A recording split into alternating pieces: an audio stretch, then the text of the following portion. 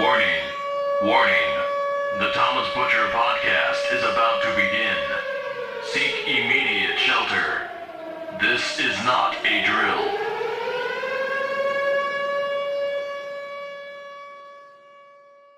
Hello and welcome. Here we are with the first episode of 2019. I have a guest here who does some pretty awesome stuff with people's faces, stuff that I haven't really seen before. So I'm happy to have her here. Michaela Dorflinger, thank you for being here. Thank you for having me. Did you enjoy having time off for the holidays at all? I did. It was nice to get a break. Mm-hmm. This past semester was stressful, but in a really good way. But it was definitely took a toll on everything, and I just needed to just kind of chill out. So that was good. It was good. Well, I'm glad I was able to get you here before you go back into the semester. Starting tomorrow, you said, right? Yeah. Mm-hmm. Yeah. Yep. Those were the days, I tell you. All right. I forget sometimes how we first met. And it's funny to me because for years I watched you on stage with the Athens Theater Company. And I have to remind myself that we actually did a show together once. We did. That was ages ago already. Mm-hmm. It was the summer before my freshman year of high school. So 2013. Yeah. Mm-hmm. So I was a little 14-year-old. Right. I mean, I haven't grown since then, but still. Yeah. Oh my God. That was the summer of 2013. I wasn't even a freshman yet. And we did what, Willy Wonka? It was Willy Wonka. Willy Wonka. Good job. Oh, that was a show. Okay. Right. Yep. My last show with Athens and Krista Manfredi, and as you said, it was your first because I had graduated. Yes, you had. Just earlier that year. Mm-hmm. So, yeah. And it was, what do you remember from that show, first of all? Well, I was extremely nervous because it was my first high school production ever. And I was like, oh my God, what am I even doing here? I remember... No, don't take offense to this, but I was so, not scared of you per se, but, I think the word's intimidated. I was intimidated by you because I had seen you perform a few times before that. Really? You actually had asked my brother to join the Thomas Butcher Band. The Thomas Butcher Band. And I just thought you had such a great stage presence. And I had also seen you in, oh my God, what was the show you did before Willy Wonka? It was Bye Bye Birdie? Bye Bye Birdie, Really? Yes. I had seen you on that, and you had such a strong stage presence, and I was so, blown away. And you had this high school aura about you. You're like, I'm Thomas Butcher. So right. I had shirts. You did. You had shirts. I wanted one of those shirts. I didn't even know you, and I still wanted one of those shirts. But yeah, so I don't know. I was just So you weren't intimidated by me because I was creepy or weird. No. It was because you were nervous to work with me. It was because it was your talent and really? The fact that I got to work with Thomas Butcher. And also, I do remember distinctly, you got up in my face one time. It was in the script. I had to. It was, but I was just like, oh my God, okay, yeah. But then I got to know you, and you were just such a wholesome, inviting human being, and I was like, okay, cool. He's not as intimidating. This is cool. This is good, and you made me feel very welcomed, so I appreciate that. That's good. I'm glad I was able to help in some way, and I should mention as well, and I hope you take this as a compliment, but I had a first impression of you as well. Oh okay. And that impression was I thought you were a little stuck up. Oh, and yeah, the reason for that is because of your character that you were playing. Oh, yeah. I was Veruca Salt, so I had to be a bitch. I'm stereotyped as the bitch in most of my roles. I tend to play them very well. I hope I'm not I think it's a combination of my my resting bitch face, which is absolutely horrendous, and the fact that I used to be painfully shy. So the combination of the resting bitch face and the painfully shy, and then me really wanting to prove that I could play that role, probably definitely ended up in you thinking that I was stuck up. It makes perfect sense. I get it. It didn't last long, if that's any consolation, because I did get to know you eventually, and I saw you for years and years on Athens stage. So, and something else that stands out to me is that for Willy Wonka is that there were other people closer to your age in that show, but none of them really were given a part as big as yours. You had Yeah. your own song and everything. Yeah. Oh yeah. I couldn't sing that song for the life of me. Looking back at that now.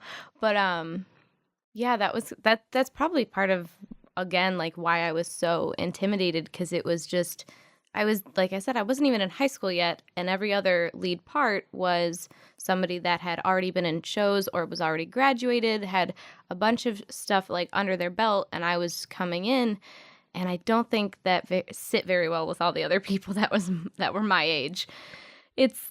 I mean, yeah, I'm very grateful for that like opportunity. It definitely brings out the true colors of others, though, when they see somebody their same age. Oh, ain't that the truth? Yeah, How many shows did you do at Athens? Because you stuck with it. I did. I think I only missed one, which was my junior year, and that was because of some personal stuff. It just didn't work out. Sure. But I think in total, oh God, I guess I would have to go through them. Yeah, go ahead. I want to list all the shows and tell us your characters. Okay. Let's see. So I did Willy Wonka, obviously. I was Veruca Salt. And then I was Bird Girl #1. Moving up. Yes. In Seussical, I loved that role so much. I did not leave the stage, but that was a lot of fun. Okay, then I did Emma, a pop musical. I think I was committee girl #1 in that too. And that was the first time that show was done, right? Yeah, that was the world premiere of that show. We were the guinea pigs. That was the trial run. And I think I was the one that convinced Manfredi to put that on. I was like, really? Yeah. She showed me the script and she's like, I'm thinking about this, but I'm not sure. And I read it and I said, we have to do this. And I was very happy with that. It was a really cool show. Then I was in Cinderella Jr., and I was Drizella, one of the evil stepsisters. Right. Yes. Again, a bitch. So we're starting to see a pattern. Yes. I was definitely typecasted. They're fun to play, but I don't know what that says about my true colors. So we're up to, what, 5 now, I think? Yeah, that's Something 5. like that. And then after that, I believe... Oh God, I lost track. Let's see. That was through sophomore year, right? That was through sophomore year. So the summer between sophomore and junior year, right? I was in Hairspray. I was Amber Von Tussle, the queen bitch. Yes. So that was a dream come true for me. 7-year-old me was beyond excited that I got to be in that show. It was so much fun because we were able to like bring alumni back and everything for that too. After that, I did my first straight show, which was Arsenic and Old Lace. I was Martha, I believe. I think one of the old ladies. Yeah, one of the old ladies. It's a little different from the other roles you had, though, right? Yeah, it was. It proved very difficult because I wanted to be. I guess I just kind of reverted back to my previous roles and was like a snippy old lady instead of a sweet old lady, and that proved a little bit difficult, but I was able to finally push myself, and it was a challenging show but a rewarding one, definitely. After that, I skipped Oliver, so I wasn't in that. So then there was The Outsiders, and then my final show was High School Musical, and I was Sharpay, and that was wonderful. Right. Again, 7-year-old me was like living.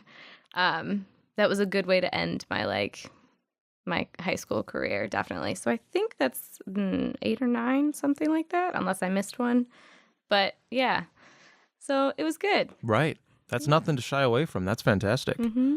And I really enjoyed seeing you in all those shows because I know I saw every one of them. Thank you. I wanted to tell you that it was during Cinderella when you were an evil stepsister that I was really sold on you. Because you, like you said, you're very good at being like a brat. Yes. And I remember telling your father that too. I saw him out in the hallway. I'm like, hey, Michaela, she's very good at what she does. Yeah, my mother will tell you that I wasn't acting. But I'm here to say that I was. Whether or not I drew on some personal experience to perfect my performance is, up to the viewer and I guess my mother. But yeah. Yeah. As you said, the Dorflingers have been in my life for quite some time now because it Yeah. started with your brother Danny. And not only was he in the Thomas Butcher band, but we had jazz band Yes, class you guys together. jazz band together. So, and I didn't realize that there were more than one. Yeah, And there's 4 of There's us. 4 of you. There's 4 of us. There's one older than Danny, right? Yes. Who is this? That's Max. He's Max. almost 26. He is a Detroit police officer. Really? Yes. He actually just recently got his own place finally, so he's all moved out of the house. He's the first one to fly the coop. Really? Wow. Yeah. Yeah. That's got to be interesting for your mom. Yeah. Well, she worries about him a lot, but Sure. He's a cop. yeah, and in Detroit no less. In Detroit no less. So she says a lot of prayers, lots of prayers. But yeah, no, she's really happy for it. We're all like really happy that he was able to like find his own place, kind of get his bearings out there. So yeah, he's doing pretty good. And Danny still plays the guitar. Oh, yes, he has a collection. I think probably close to 9 or something. 9 guitars? Yeah, and they all Whoa. have different things and do different things, none of which I could really tell you.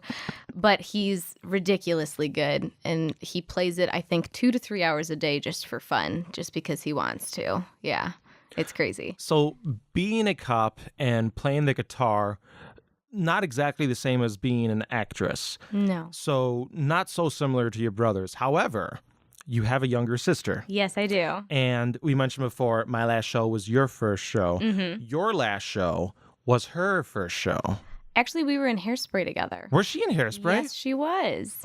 Oh. Yeah. Okay, I guess I'm wrong. I know. It's okay. the feeling's still there. Yeah, like the sentiment, definitely. So it was very nice to end my high school career as she was just starting hers. Because she had more of a role in that show too. You actually Yes. interacted a lot. Yes, she was the teacher, and her name's escaping me right now, but she got to give me detention, which she was very happy about. She thought it was great. It was a lot of fun getting to act with her, like on stage. I feel like we have a really good chemistry to balance each other out, and we play off each other really well. So that was really like something awesome. Yeah. And she stuck with it too. So is she, Yes. do you know, what grade is she in now? She is a junior. She is a junior. Yeah. Yeah. She just had her 17th birthday. Wow. I know. I feel old. Yeah. So that means that she is starting to at least try to get an idea of what she's going to do, where she's going to go for college. Yeah. Actually, she wants to go here. Does She she? wants to go to Oakland University, and she wants to be an elementary school teacher. Oh, wow. She would love to be the director at the elementary school and like direct like little kid Right. plays and stuff like that. So but so that would be like her side gig on top of like the teaching. But she definitely she's very sure of herself, and I like have so much respect for that, because at her age I had no clue. I still have no clue like the exact thing that I really want to do. I have a broad idea, like a generalization, and she's so sure of herself and where she wants to be in life, and it's very impressive. As impressive as that is, though, don't feel like you need to have exactly one thing. Yeah. Oh, I have too many passions to have one thing. I feel you on that, though. Yeah. I really do. So after you graduated high school, like you said, you came here to Oakland University. Yes, I did. And now you're studying cinema. Yes, I am a cinema studies major. How did that happen? Well, I originally thought that I wanted to be a musical theater major. So I auditioned for OU my senior year, and I didn't get it. And it was devastating to me at the time. But looking back, it was definitely what was like supposed to happen. So my freshman year, all I did was gen eds because I still was like technically undecided. I knew a couple of people in the cinema studies department, and I have always been obsessed with movies. Like I live in movies. Like I'm obsessed with everything from the story to how something was shot to the makeup to every single aspect of it, from how it's created to what you see on screen. So I love it. I always have since I was little. Like I'm just obsessed. And for some reason, it just never crossed my mind that I could get a degree in that. And I was talking to my friend one day, and she was like, she's in the musical theater department, but as we were talking, she goes, why don't you like do cinema? She's like, that's a degree that you can get. And she's like, after talking with you, you have so much potential for that. Like, it feels like it would fit you very well. And that was just kind of like a realization. I was like, you know what? Yes, this is exactly what I want to do. Because I was originally going to try and re-audition for the musical theater program, but I kept stalling on trying to find my pieces for it. And I couldn't figure out why, because I have always been so on top of like my auditioning and my like my pieces, my performances. And for some reason, I just could not like will myself to find the pieces to audition with. And so after that conversation with my friend, I just said, you know what? Like, screw this. Like, this is not what I'm supposed to do. So I canceled my audition, and I felt this like this weight just lift off my shoulders. I was like, oh my God, wow. So I went and met with my advisor, switched to cinema studies, and I have been loving it. Like, this whole past semester, I've been doing nothing but like stuff for like film and like around that, and it has been wonderful. Like, it just feels like exactly what I'm supposed to do. I love that. So you've started making films now. Yeah. So I have done predominantly stuff for school, pretty much, not a lot for myself. I make little like things for my makeup, just like here and there. It's nothing grand, like production wise. One of my like goals this year in like 2019 is to start making my own like little short films, just like little things here and there. Nothing that like is for anybody but like me. Like, I just like, I'm obviously going to share it like if I'm very proud of it, but it's just something that comes to my head, and I just want to like, yeah, just make it for me, just to grow in that. Yeah. That's perfect, though. That's exactly how you should approach it, because anything I do, including this podcast, it's for me. Mm-hmm. So, right on, sister. Thank you. Do you have any favorite films or directors? Yes. That's a loaded question, but yes. I'll go with just my like standard. My favorite director of all time is Tim Burton, and favorite film. Oh God, I like my favorite film in each genre. So like, if you're talking rom-com, it's When Harry Met Sally. If you're talking musical, it's Sweeney Todd. If you're talking horror, it's like It, or something like along those lines. Yeah. Like, I don't know. I'm obsessed with Marvel. I love Lord of the Rings. Like, I'm a huge nerd. So it's just a loaded question. Like, I love so many films for so many various reasons. But yeah, that's I guess just a few. Mm-hmm. Well, that's great too, because you can learn a lot from different genres. Yes, absolutely. You can draw many different aspects of it, and you can, when you start making more films on your own, you can apply, and you have that, broader background that you can apply to your film. Yeah, so definitely. I want to get to the reason I wanted you here. Okay, yes. You are one of my favorite people to follow on Instagram. Oh my God, thank you. That's so sweet. You really are, because you are, as you mentioned, a self-taught makeup artist. Yes, I am. Yes. Now, we're not just talking about eyeshadow and some lipstick. No. You are creating characters. Yeah. It's very unique stuff. I did a Google search. I typed special effects makeup.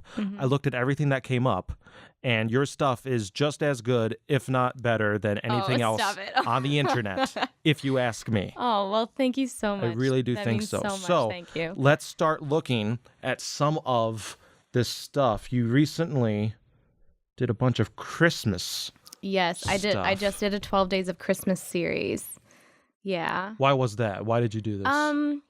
So That's a lot of work. November proved to be one heck of a month for me, and it was just a lot of stress that I did not get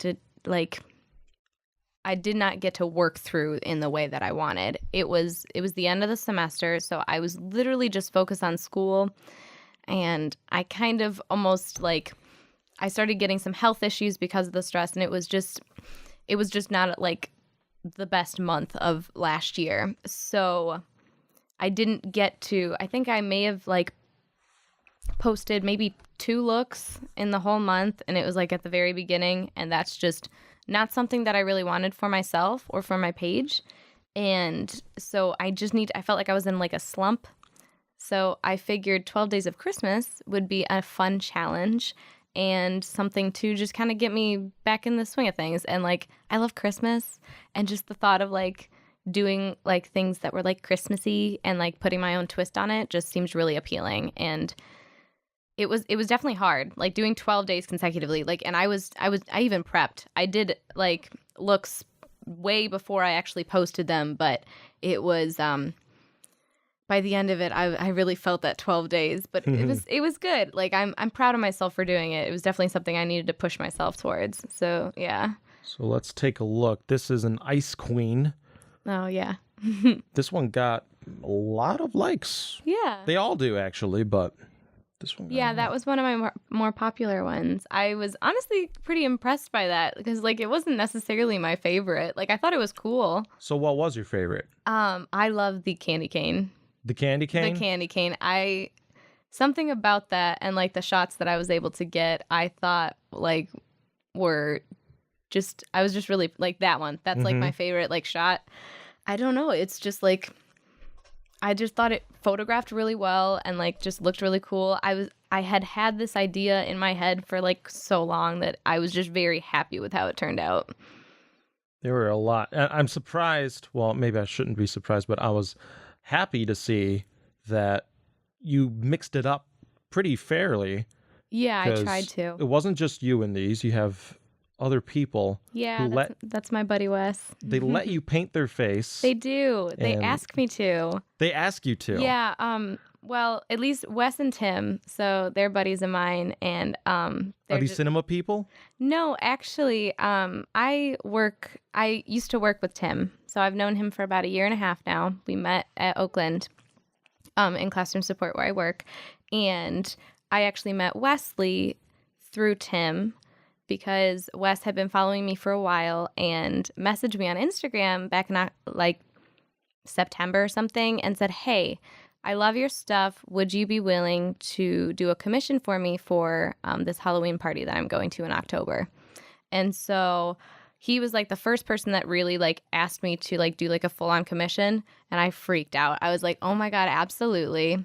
So I turned him into the nun, and then ever since then we've been friends. So these two, they love getting their face painted, and it cracks me up because they're two just handsome guys that are like a couple of goofballs, and they literally like will let me do anything to their face. And it's like I'm so like grateful to have that because it's fun for me to work on other people. I like using different people as like my canvas because it's each different face is like a new challenge for me, and I'm able to create various characters on other people that I would just have a seriously hard time doing on myself. Not that I don't love working on myself, but I know my face pretty well, so I like a new challenge. So I'm very grateful to have friends that are like, "Please paint me." Like, hey. Yeah. So I was wondering too, because as you said, each different face, it's a different canvas. It's not like when you're a painter and you have the same old thing you paint on every time. Are there certain faces that you've worked on where you say, this is the type of stuff I can do? Are you picky about how do you use different people? I am. So I have had clients in the past, but most of it was like beauty makeup. It was like people asking for prom or like homecoming makeup and like various people just like throughout high school. And one thing that I learned very quickly early on is that everybody has a different face. So therefore, different shadow types and different contouring and various like aspects of like the basic building blocks of like a good makeup is you have to gear it towards the shapes of their face. And that's something that I pride myself on because I can tell if somebody has hooded eyes versus very open eyes, or they have more sunken in cheeks versus this, that, and the other thing. And I'm very in tune with how much or how little or what shape will look the best on their face. And that's something that like I don't see that a lot of like other places. Like if you go to like Ulta or Sephora, yes, their artists are, they were taught well, they had their lessons or whatever, but they basically, I call it like stamp makeup. It's essentially they have one way to do something and they do it on everybody. But that's not how it works. It doesn't work all the time. And I've had friends of mine that are like, I just spent 3 hours at Ulta and they did this horrendous thing to my face. I spent the next 2 hours at my house crying, trying to fix it. They're like, and I've had people come to me and I've done their looks for them. And when I have a client, I'm very in tune with them. I ask them throughout the process if they're liking it and what they usually do for their makeup or what they would like to see on their face. And ultimately, it's their face. So if they feel good in it, then that's the best way to do it. So, yeah. How old are you now? I will be 20 in a month and a half. All right. Early happy birthday. Oh, thank you. When did you start this? I started getting into makeup when I was like 13, but I just didn't, it was like a trial run. I didn't really share a lot of it. I did a lot of it I started off with 2 brushes and like maybe 3 things of different eyeshadows. And I just kind of kept working at it. I've been sharing, if you go into the depths of my Instagram, I've been sharing it since I think 2014 is my first look, but I didn't start like posting consistently. Obviously, it was just various things, like little things here and there that I would be like, oh, okay, cool. I think my very first post on Harley Quinn? I think my very first post is actually a Halloween look I did on my sister. Yeah, it is. Uh-huh. It's right there. I turned her into a zombie. Wow. I was 2013. So I was 14. Whoa. At the time. That's what I did for Halloween. That doesn't even look like your sister. Yeah, That's a good job. Wow. Yeah, so I've been, messing around with it for quite some time. I just, for some reason this year, decided I want to only just do this. I just decided to turn my Instagram into my art gallery. Right. I guess. Yeah. That's great. I mean, like I said, I look forward to any time you post something because I know it's so sweet. it's pretty likely it's going to be something that I haven't seen much before. So Thank you. Walk me through how you do just one look. Are you make a blueprint of everything? Okay, so I sometimes make face charts on my iPad. Sometimes I literally go in knowing nothing. And You improvise. Yeah, I just sometimes for me it's like therapeutic. So I'll sometimes just sit down, listen to music, and I'll be like, this color's calling to me today. Let's put this somewhere on my face. Like, a lot of the times I'll just get random ideas that strike in my head, and I'm like, okay, I'm gonna try and figure out how to do this. A lot of my stuff is influenced by pulp culture. Some of it's like suggested by people on my Instagram, which I always appreciate because I just think it's fun because I like to know what other people want to see because I know a lot of people don't do this. So I guess they can live vicariously through my work in a sense. If that doesn't sound like conceited, that's not how I mean it. But yeah, so like I get excited when I can like take something that's well known and kind of put my own twist on it. And I enjoy just kind of doing, avant-garde, like random stuff to myself too. But yeah. I know this answer is probably going to depend on what you're doing, but how long does the process usually take? Anywhere from 30 minutes to 4.5 hours. Which one did you spend 4.5 hours on? The Ice Cream Queen. The Ice Cream Queen. Is that that wasn't you, right? No, it was on my best friend's older sister, Sarah. Sarah, yes. I know Sarah. Yes. Yeah. I went too far deep. Now I gotta find it. There it is. This took 4.5 hours. Why did it take so long? I honestly think because of all the shading. Like that was the first one. Right. I did so much detail work on that. So it was literally it was all in the details. I didn't even realize 4.5 hours had like gone by. Maybe she did because she was sitting there. Yeah. Well, we did have a pizza break. Okay, that's we had good. a pizza break, but yeah, that was so fun. She was so excited. She had like asked Tori, my best friend, she was like, Tori, when is Michaela going to paint my face? I want it done. Apparently she wore it for like a few hours afterwards. She had Tori announce her entrance into the household, was like, all hail the ice cream queen. Look at me. So that made me really happy. I loved how it turned out. I thought she's obviously just a stunning model to work on. So it was fun. Wow. That's fantastic that you're already at a point where people are clawing to get in on some of this action because obviously it's not just me. People love your work. You're getting hundreds of likes, sometimes thousands. Yeah. What was it? It was the Pumpkin King, It was the right? Pumpkin King. Is that your highest? That's my highest. Yeah. 1,400 and change. Yeah, something Look at like this. that. How long did this take? That took like 30 minutes. 30 minutes. Yeah, that was like not like a long thing at all.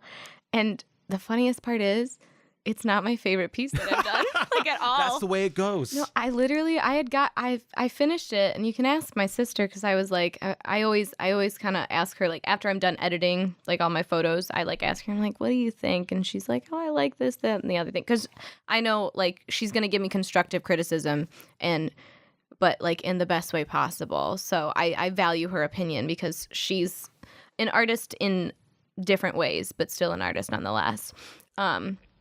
But yeah, so I was like, I don't really like this, but I guess I'll post it anyway. And somehow it literally got it blew up. It was wild. I couldn't believe it.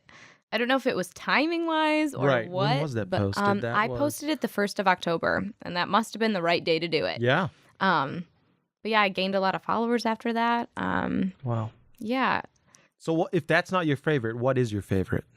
If you had one. I think I would have to go with either the volcanic dragon queen, or Beetlejuice. So let's walk through those then. So this is the volcanic dragon queen. Yes. I think this is my favorite. Yeah. Yeah. I made my own prosthetics for that. Did you? Yeah. So these horns? The horns and like the scales and everything. Yeah, that's mine. That's like all I made those. Because that's so much detail. I saw that and I'm like, wow. I couldn't believe it. That was so much fun. I like didn't want to take it off. I'm like sitting in my You should have gone to the store. I've had a couple of people leave my house and like go like run around like in public because they're like, I want to go freak people out right now, and I'm like, oh my gosh, okay. Yeah, no, I really enjoyed that one. I thought it was just cool. Do you do anything to your eyes? I brighten them. You Yes, do. Okay. I brighten them. I was wondering that. Yeah. I'm like, I'm looking at you now. Your eyes aren't like that piercing blue. You do have blue eyes, but I mean that's something else. Yeah, they sometimes like my eyes can get very blue, especially depending on the light. But for some like I just find it just gives that little bit of emphasis to my my pictures in the end. Right. Yeah. Yeah, and there's it. Whoa, wow. That's you? Yeah, that's me. Are you sure? Yes, I'm sure. I'm sure. I freaked myself out a few times, I gotta say. Oh. But yeah. Oh my gosh. Yeah.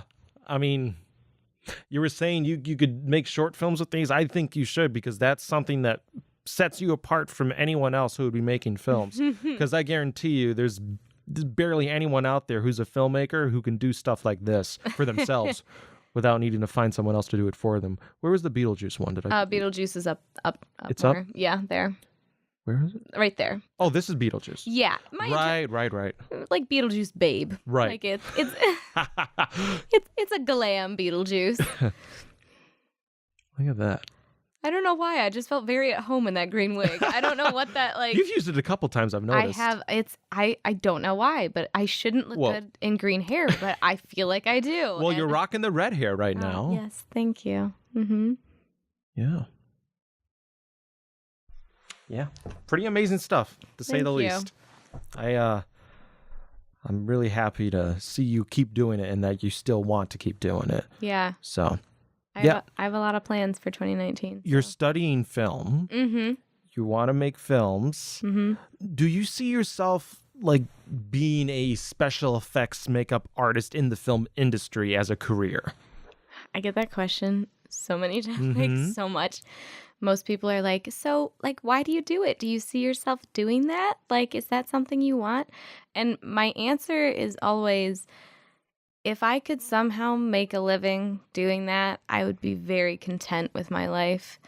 I have so many ambitions in the realm of film, but ultimately, as long as I am making enough to live, like, I don't need to be famous by any means, but as long as I am making enough money to live and I'm working in that industry in some fashion, I will be very, very happy. So yeah. So I would like to, do something with that, or like filmmaking, like, anything. Mm-hmm.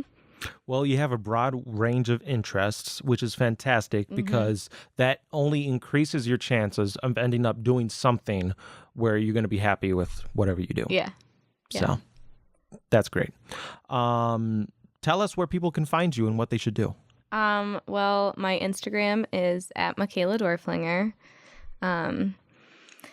I have a website that I have not updated in a while. It's kind of my like online portfolio. I actually was supposed to do that earlier today. It didn't happen.